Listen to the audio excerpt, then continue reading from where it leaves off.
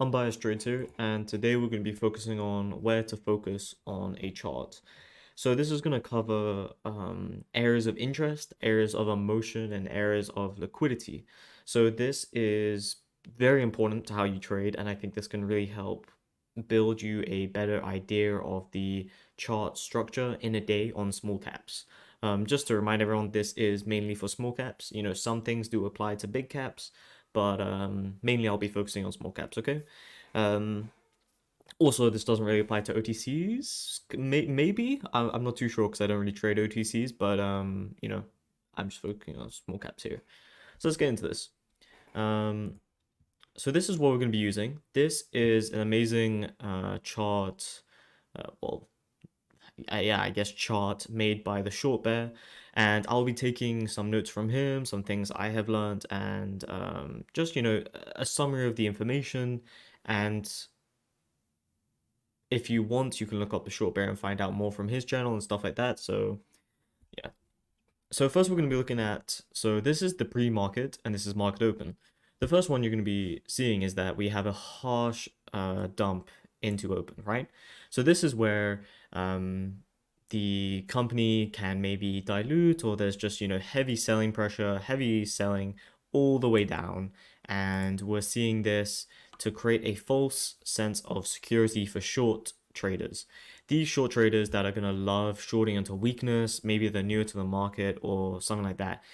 I'm just saying I still have this issue myself. You know, it's not an easy fix because sometimes there are just very weak stocks, and it's semi hard, at least for me at the moment, to distinguish between what ones are more weak and what ones are going to be more bullish on the day. But that just comes with time and experience. So yeah, they do a short trap, you get stuck, they'll do pops over the resistance, make it look like it's going to fade again. Short traders are like, oh, look, it's rejecting these previous lows of pre-market. This is going to be a really easy trade. You know, they keep on shorting, and then they will just break it down a lot, get all these shorts maybe covering as well, and then they'll put in a ton of liquidity and buys and push everyone out. And this will then make the all the shorts that have jumped in way too early cover, which causes more buying pressure, which causes an easy squeeze upwards. And this is, it doesn't have to be an extreme short squeeze, but it still stays the same, that anyone that shorted around here would have to be stopped out. Obviously, you could have done like a scalp trade or something, but we're more talking about on a bit of a bigger time frame, or at least for you to be aware that shorting into these weaknesses, you can't be expecting um, you know tons of range. You could get trapped out, so you need to be careful with your stops. These areas are all areas of emotions as well, as you can see. So it's where, the lows have been broken, or there's been big dumps, or there's been fake breakouts and it's pushed all the way back down. All of these are similar examples where they've broken out of a range, and that's where you want to be focusing your trading. You want to be watching the tape, you want to be looking at many other things that I'll go into in just a second. But these are areas that are the areas of interest. And, people say areas of liquidity and all that kind of things because that's where stops are getting filled or covers are getting filled. That's where people are maybe buying the dip the most. That's where, the most shorts are, or, more things like that, right? So this one's another example. So we got the pre-market highs here. We get a really strong squeeze from open, and it breaks the pre-market highs. But now this is a common thing if you've read Trade in the Matrix. What he looks for is a breakout, but then it micro shelves, and this micro shelving isn't a good sign for breakout traders, because if it's breaking out and it's taking too long to break out, that is a terrible sign. That's going to get people scared. That means maybe people that traded that breakout are going to sell it already because it's not moving. um, that means shorts are going to maybe start piling in as well, because they're like, well, it just broke out, but it's not really going anywhere. It's maybe had a small pop, but there's still tons of selling pressure on this. The more time it takes for a breakout to happen, most of the time, the more often that means it fails. And especially if a breakout is, it has high volume coming into the breakout, and then the volume just like dies off. There's just no volume anymore. That means there's no more buyers, and if there's no more buyers on that breakout, then there's only going to be sellers present at that like area. So that's actually a really good short. You don't want to be shorting straight into the highs all the time. Or if you are, you need to give it enough room to pop and then see if it fails, right? But ideally, you should be waiting for the breakout and then to see how it reacts and watching the tape. I can do another video on the tape. I don't think I'm going to go into the tape all in this video. This is more just on areas of interest. So you want to be watching that area of pre-market highs and how it breaks. You want to be watching the price action, the volume, how long it takes, and obviously the tape. So we see this, pull the way back down, and then we'll get a small pop and then back down. So another example is this is all in the open, right? So let's say we've been trading in a range, we've been trading against these highs and against these lows, we get a breakdown, and now this is going to be an area where everyone's like, oh, okay, easy short. Let's just short the pops of this breakdown because it's broken down and now it's, weak. It's broken out of that channel, right?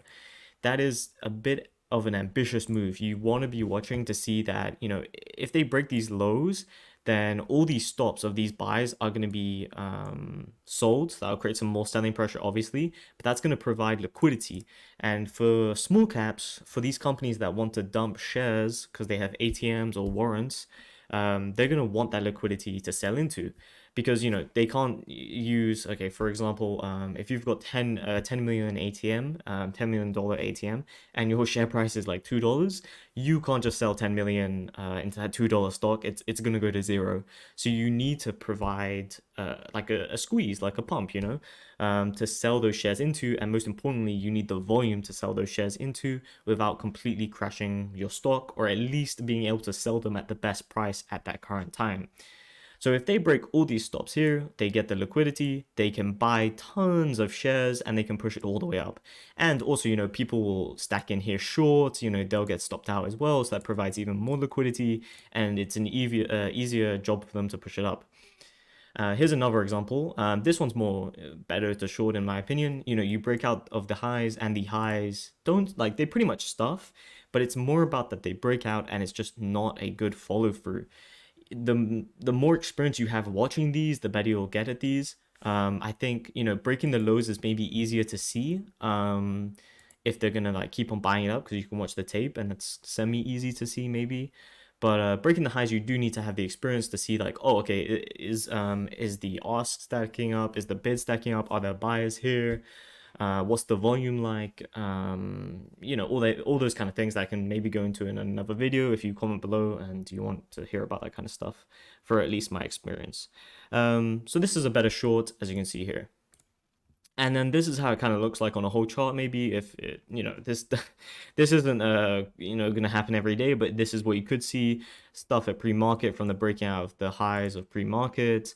Then we get a stuff, they trap, they squeeze it even more, get some channel trading, and then they do a breakout, and then it dumps again off all the liquidity of the breakout traders.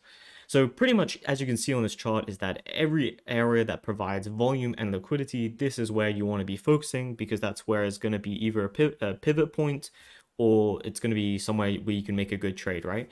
Yeah, there is nothing wrong with shorting the highs of this and covering down there, but it's not always the easiest trade because you never know if it's going to, stop down here and then start going back up and break up or, things like that, right? So you want to be looking for the those moves out of channels, and that's where you want to be shorting.